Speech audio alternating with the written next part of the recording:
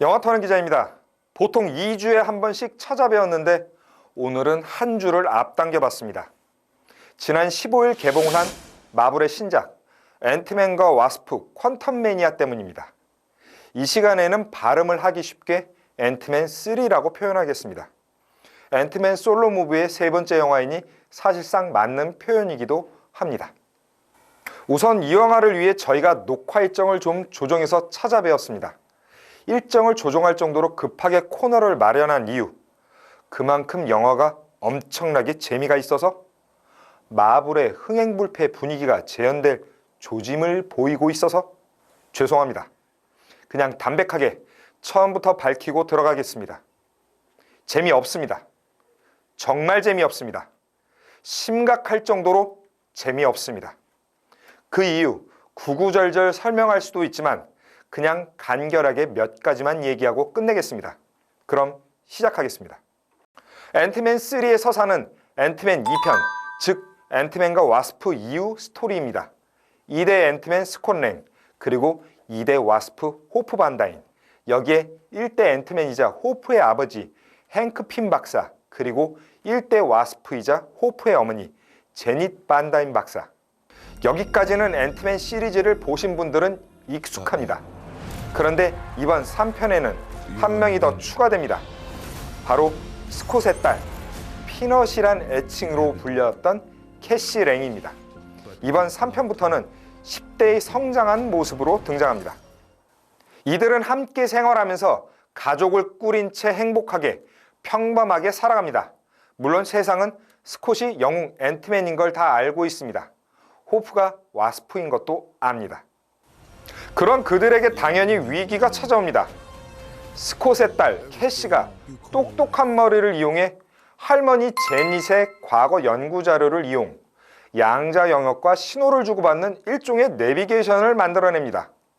바로 이게 문제가 됩니다.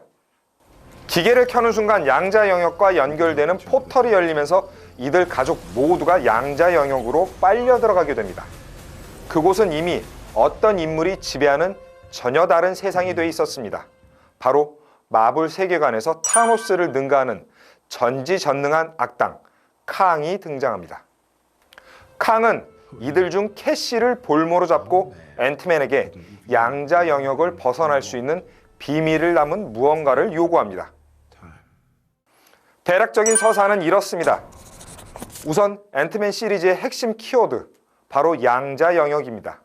앤트맨은 작아지거나 커지는 능력을 소유한 히어로입니다.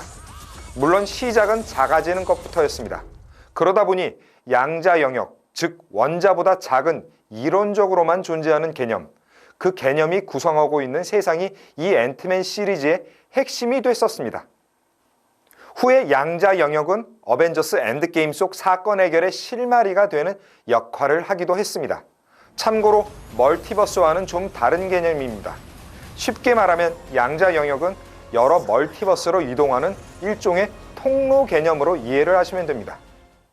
어찌됐든 이런 개념의 영화이고 시간을 지배하는 멀티버스를 넘나드는 빌런 캉이 등장하는 앤트맨 3, 마블 시네마틱 유니버스의 페이지 5를 여는 첫 작품이니 정말 기대감이 컸습니다. 그리고 크죠. 그런데 진짜 재미없습니다. 이유는 간단합니다. 주객 전도입니다. 마블은 여러 편의 솔로 무비, 그리고 그 솔로 무비가 연합한 어벤져스 시리즈를 순차적으로 개봉해 왔습니다. 이들 영화 각각의 인기를 지탱해 준 건 히어로와 빌런의 균형점이었습니다. 히어로와 빌런이 만들어내는 전체 서사의 균형점, 아슬아슬하게 평행을 이루고 있는 균형의 미학, 이것이 사실상 히어로 무비의 매력이 아닐까 싶었습니다. 이런 지점은 마블의 대표적 종합 선물 세트 어벤져스만 봐도 느낄 수 있습니다. 각각의 솔로 무비 역시 마찬가지입니다. 무려 30편이 넘는 마블 시네마틱 유니버스의 영화들이니 일일이 거론하는 것도 무의미할 듯합니다. 그런데 이번 앤트맨은 이상스러울 정도로 그 균형점 자체가 존재하지 않습니다. 앤트맨, 그리고 와스프, 여기에 새로운 슈트의 히어로 멤버까지, 이들 3명이 합심해서 대결을 하는 빌런 캉. 뭔가 균형점을 이루지 못한다면 한쪽으로 급격하게 쏠려야 합니다. 그런데 그러지도 않습니다. 그 균형점 자체가 존재하지 않는다는 제 판단의 배경, 당연히 있습니다. 바로 양자 영역입니다. 이번 앤트맨 3, 124분의 러닝타임을 오롯이 양자 영역을 소개하는 데 활용합니다. 그 역할을 앤트맨 패밀리와 캉, 그리고 양자 영역에 존재하는 여러 캐릭터들이 도구가 돼서 말이죠. 서사 자체가 그렇지 않다고 해도 보시면 무조건 동의하실 수밖에 없으실 겁니다. 그냥 이번 영화는 알록달록한 양자 영역 세계를 소개하는 CG 잔치에 불과할 정도로 보입니다. 더욱이 그 CG조차 눈을 즐겁게 하지도 않습니다. 이미 우린 아바타 물의 길을 본 눈을 소유한 관객입니다. 그 이상을 넘지 못하는 헐리우드 블록버스터의 CG, 무슨 존재 의미가 있을까요? 마지막으로 캉, 타노스는 에피타이저에 불과했다는 어느 외신의 찬사. 솔직히 그 외신에게 따져 묻고 싶습니다. 아니, 오보에 따른 정정보도 요청을 하고 싶을 정도입니다.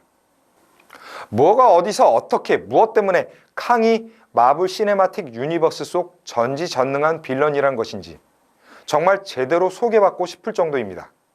물론 마블 코믹스 세계관에선 타노스 정도는 갖고 노는 능력의 소유자인 것은 알고 있습니다. 제 말은 마블 시네마틱 유니버스 속에서의 해당 사항일 뿐입니다. 쿠키 영상은 2개입니다. 오히려 쿠키 영상 2개가 캉이란 캐릭터의 숨은 능력을 담고 있는 듯해서 더 섬뜩하게 다가오긴 했습니다. 영화터는 기자, 이번 시간에는 지난 15일 개봉한 마블 시네마틱 유니버스의 페이지 5를 여는 오프닝작 앤트맨과 와스프 퀀텀매니아입니다. 여러 사설 말씀 안 드리겠습니다. 영화터는 기자가 꼽은 앤트맨과 와스프 퀀텀매니아의 별점은 별 5개 만점 가운데 별 1개 반입니다. 다음 시간에 뵙겠습니다.